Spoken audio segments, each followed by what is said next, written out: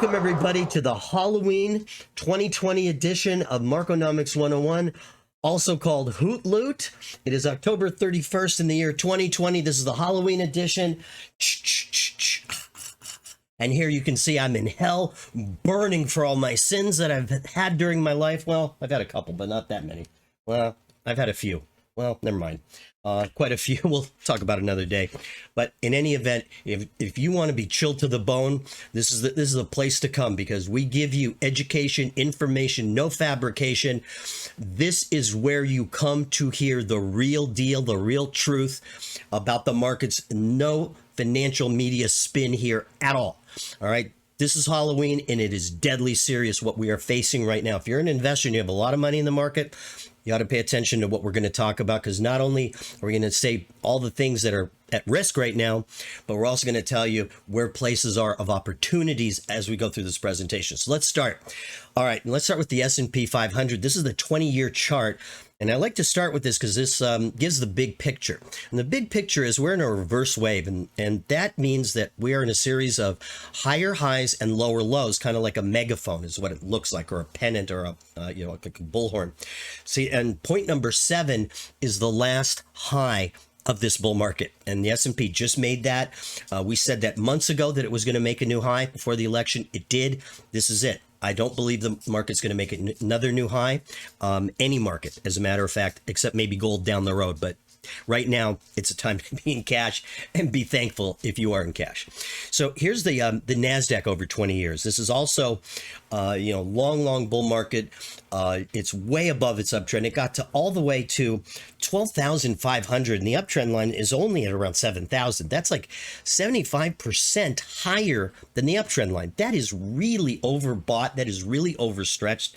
When the market crashed in March, it was only about 40% above its trend line. So now being 75% above its trend line, it's even a more risky market than it was back then. If you think it was risky then, you're going to see some stuff now that'll curl your hair. I guarantee it. Okay, so this is the Dow Jones Industrials. We've shown this one before. This is a year chart. What is troubling about the Dow Jones Industrials? 3 consecutive lower highs, and those are the red arrows. And the fact that you can see here the support area above sort of a rounded top, and where it's just broken through it, where the circle is, the red circle on the left. We are now in a bear market. We are now in a downtrend. These are tops beneath tops, lows beneath lows. That defines a downtrend right there. And you're going to see nothing but charts that define a downtrend and have broken down or about to. This one is a NASDAQ 100 for 1 year.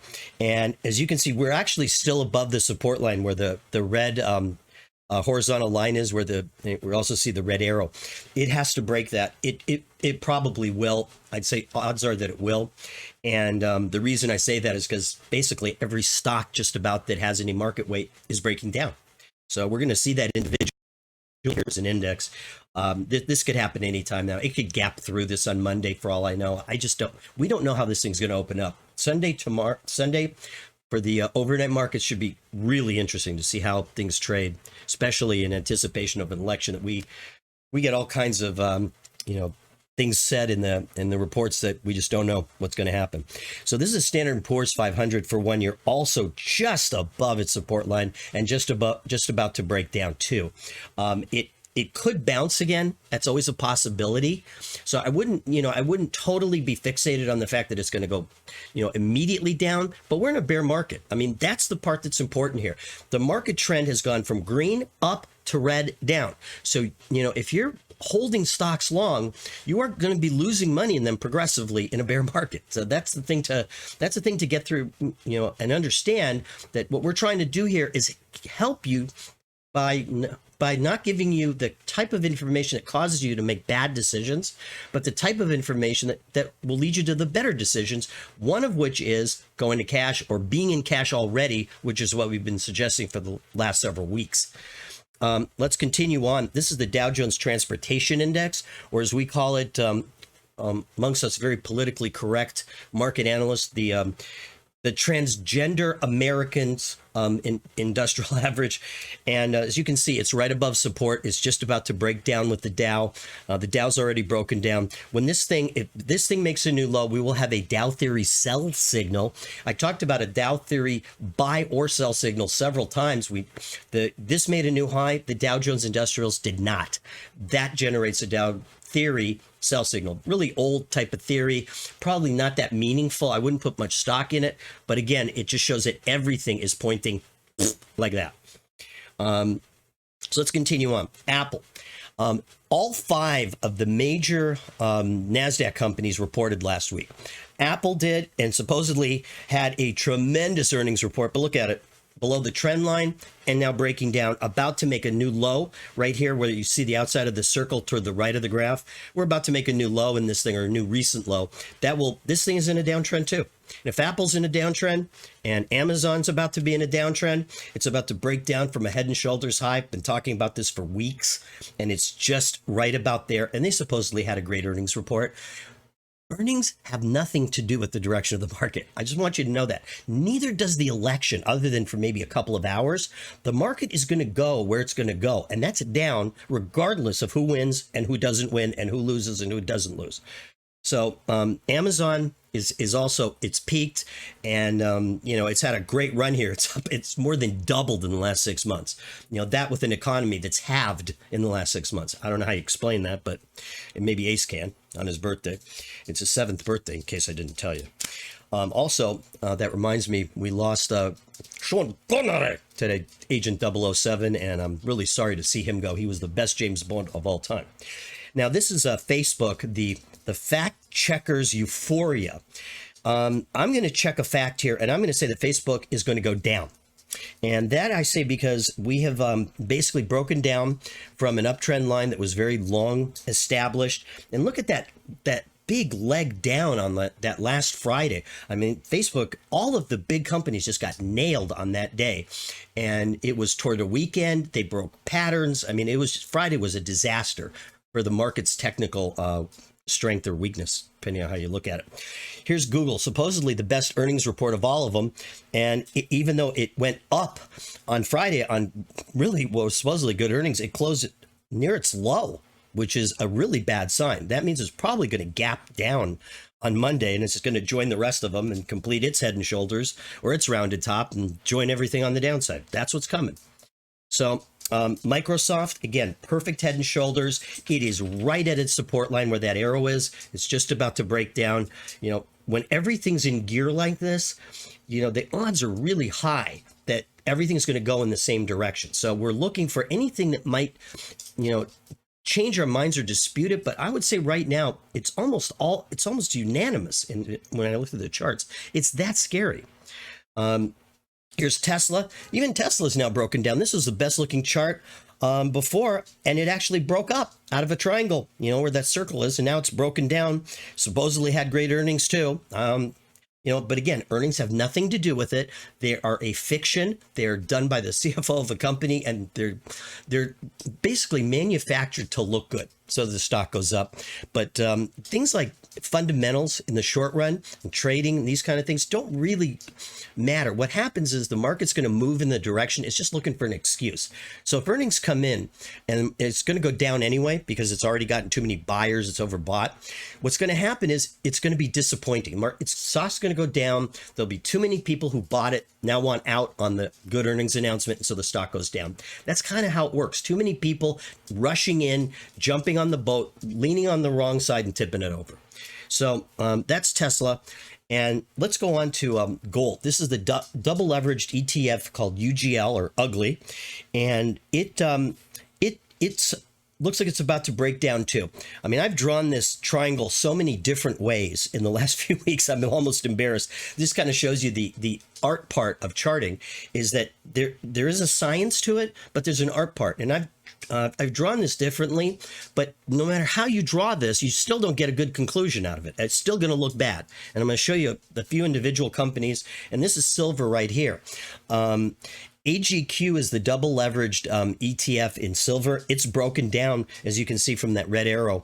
And this thing is now, to me, it looks like it's going to continue down, although I would not be too anxious to short anything in precious metals.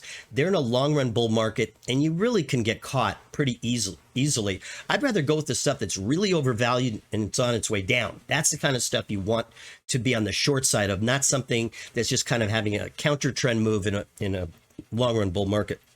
So to show you, these are the junior miners. These are gold and silver miners.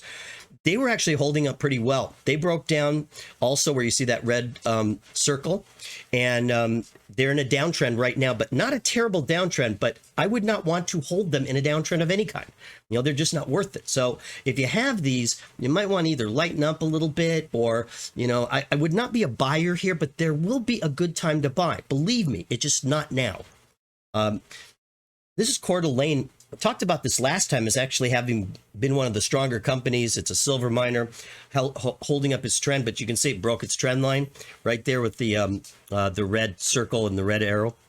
Another one, El Dorado Gold. We've talked about this one. This one's all over the place. You could have lost money 5 different times in this one just by holding all these different whips. This is one of the risks of trading, is that you get a false signal, a false signal, a false signal, a false signal. It can happen.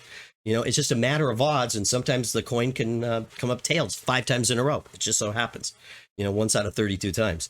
So this next one is Kinross. We've talked about this one before. Look at this. All of a sudden, it's in a downtrend. This one was holding up nicely. It even made a new high, and now all of a sudden in a downtrend, starting to make new lows. I don't know how low this is going to go. I'm surprised, because I've been pounding the table that this gold and silver were going to boom, and I still think they will. But obviously, they're going to pause right now because these charts just don't look good. Same with Hecla Mining. Look at that. That just broke down from a beautiful pattern. If this was in a bull market, it would have gone up. So, you know, you got to avoid these companies for the time being. Same thing with Wheaton. Another one of my favorite, Wheaton Precious Metals. Again, broken down of a triangle. This stock performed beautifully for the last year, and all of a sudden, yeah. So there's almost no place to hide. And this is why. The US dollar. What you'll notice here is it had a rounded bottom, followed by a false breakout. That's where the red circle is. And then all of a sudden, it went back into a downtrend. And now it looks like it's going back into an uptrend. I have no idea. I'm not going to express an opinion on which way it's going to go, because this thing is not established really a pattern. But this is the kind of thing, this is sort of the charge, or this is the explosion that can cause anything to move in any direction short term. So you have to keep an eye on the dollar. It's very critical for a lot of things. One of them being interest rates. This is the 5-year treasury rate. Now, this is not the bond price. This is the 5-year yield, or the yield on 5-year treasuries. Right now, that's about 40 basis points. But what you notice is that this thing, after having collapsed earlier in the year, it's formed a beautiful rounded bottom, and it looks like interest rates are heading up. As a matter of fact, I would say odds are very high they're heading up.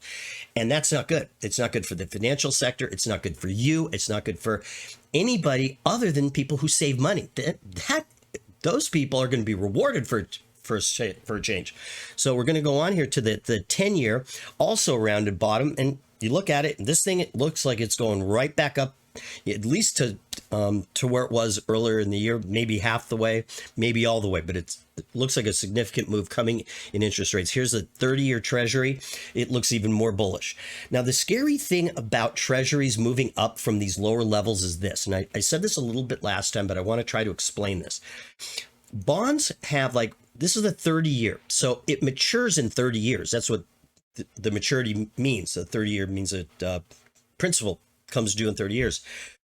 Now, the thing about it is, when you have interest rates really low, like at 1%, if they go to 2%, interest rates have doubled. And because they've doubled, the price of the bond is going to go down. It's going to go down a lot. Now, one of the problems is, if you happen to hold, if you're like a bank and you hold things that are interest bearing but of different maturities, if they're not matched right, if you have too much long and not enough short, or the other way around, you start losing money on these long bonds in a hurry, and all of a sudden you're going to start losing capital. And as a bank or any financial institution, even a hedge fund that has a lot of leverage, one of them is going to float to the surface dead here. And I don't know which one, I don't know who's got the problem, but they always do. When markets behave like this, there's always somebody that has been caught, you know, caught basically, with their pants down, and they lose a lot of money and they try to cover it up and hide it. But I've seen this in the business so many damn times that it's not always when they first start moving, but eventually that person or that institution is caught. They start losing money. They have to mark to market, and they all of a sudden become very undercapitalized. This is, I'm going to go through some of the sectors. This is the biotech sector. Again, a breakdown from an ascending wedge. Doesn't look good. This is a healthcare company or a healthcare sector. Biotechnologies like Amgen, Biogen, those kind of companies. This is the Dow Jones Real Estate Investment Trust Index. This has actually been going sideways. It looks like it's right about to break down. I think what's held this one up is that rates have been down, and with rates having stayed low, real estate investment and trusts pay a good dividend. So they compete with treasury bonds, and plus they grow because rents grow over time with inflation. So here you get a dividend stream of these kind of companies, 90% tax advantage, and they compete with treasury bonds. And a lot of these are really solid companies, but this one looks like it's breaking down too. So, you've got almost everything. It just doesn't look good. This one, on the other hand, is one of the few things that may have been so beaten up that it actually looks good. This is the Oil Services Index. These are people who drill for oil. And you'll notice that with oil prices down and having been beaten to death, this thing has been beaten to death too. There aren't many oil rigs out there right now drilling for oil because people are trying to get rid of oil. However, this one looks like it's in a descending wedge. That's usually a bullish pattern. And watch for these types of companies, I think, are going to actually do well in a terrible market because they're denominated in dollars. And the dollar eventually is going to be a problem. Just not this moment, but eventually. This is the retail ETF, believe it or not. Now, why would retail be at such high levels? You ask? I thought I heard you ask that. Yeah, that's what you asked. Well, the reason retail is such high levels is basically because of the fact that it's dominated by companies like Amazon and Costco and Walmart. And those companies are at new highs. They're basically taking market share from all the small retailers that our friends in Washington, D.C. have seen fit to close, all the little small businesses that kept people alive. They've all closed, so the Walmarts and the Costcos and the Amazons can prosper. Thank God, because those guys are operating at such a disadvantage being so big. This is the semiconductor index. This is the Philadelphia. It's called the SOX. This is probably the strongest index there is. These are the most technologically advanced companies there are. And these are all the chip makers, the ones that make the really advanced gaming chips and computer chips, the Intel 7, all that stuff. These are just breaking down. Even though this pattern has not really broken down quite yet, it will. If the rest of technology is going down, they're bringing semiconductors with them. You can believe that. This is the airlines. They've just broken down out of a triangle too. Nobody's flying airlines, of course. So surprise, surprise. This is the home builders ETF, believe it or not. Why would home builders be close to a new high, you would ask? Is that what you said? Yes, that is exactly what you asked. I'm going to answer that right now. Home builders are probably at a new high because interest rates are so low for so long that people were buying homes and constructing them based on cheap financing.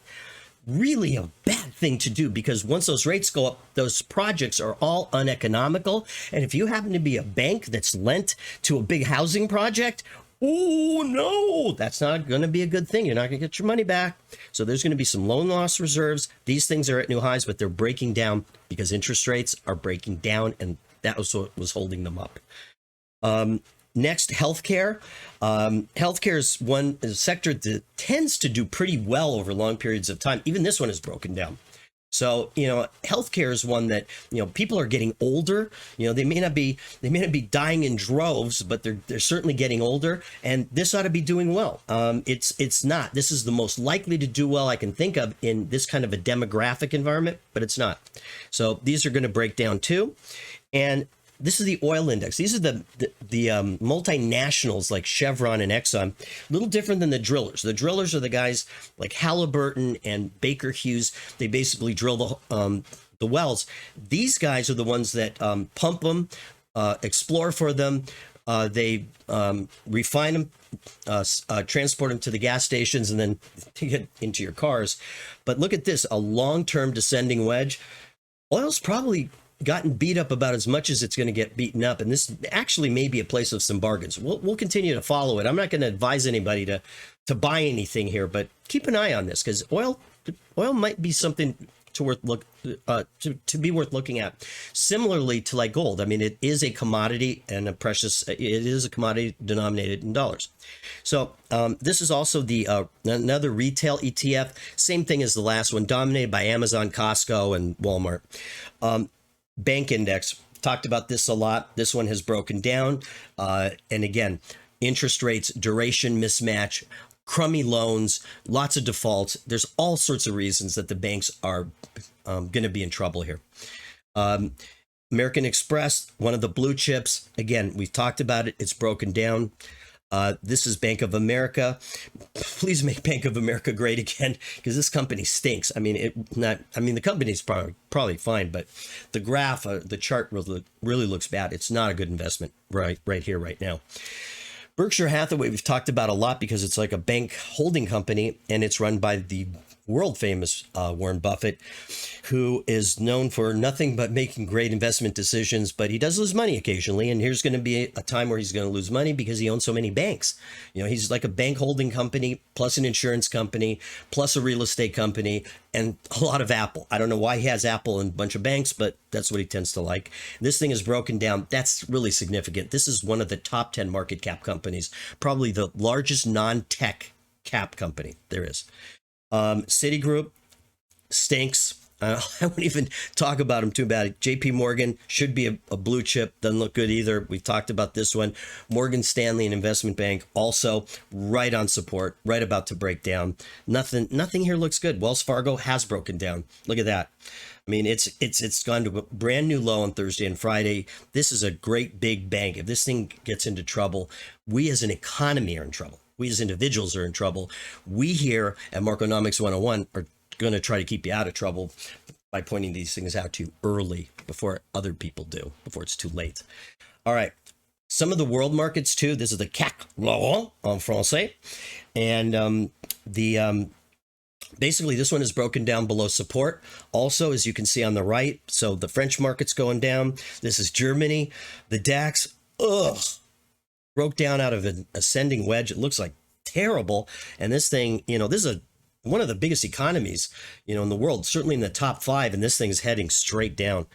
Hong Kong doesn't look good either. I mean, you know, I'll just say the same thing.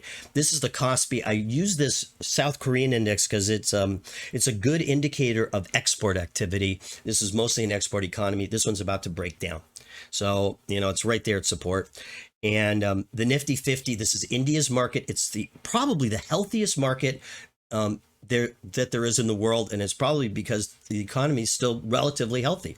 They didn't do that population control thing that China did. And I think that ultimately hurt their economy. We're actually going to see the graph in a minute. This is Japan, actually not looking too bad, but it's gone nowhere in 20 years. So, you know, it's due to have some return somewhere, but I wouldn't want to fight a bear market. This is China right here.